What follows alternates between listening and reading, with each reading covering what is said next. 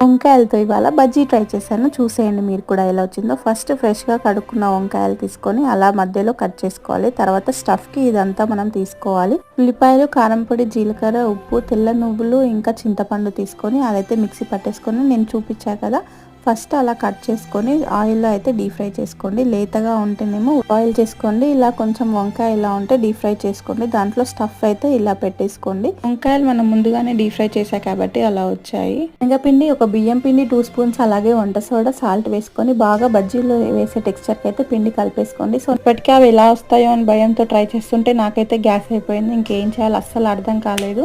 So ఇంక అప్పుడే ఇంట్లో ఇండక్షన్ స్టవ్ కొత్తది ఉంది. ఇంకా నేను అది ఓపెన్ చేయలే. ఇప్పుడైతే బాగా దానికి టైం వచ్చేసింది. సో ఇంకా ఓపెన్ చేసి ట్రై చేశాను. సో సూపర్గా వచ్చాయి బజ్జీలు అయితే. ఇంకా దీంట్లో అయితే మనం కట్ చేసుకొని ఉల్లిపాయలు, ఇంకా కొత్తిమీర, నిమ్మకాయ పిండుకొని తింటే చాలా సూపర్గా ఉంటుంది. మీరు కూడా ఎప్పుడైనా ట్రై చేయండి.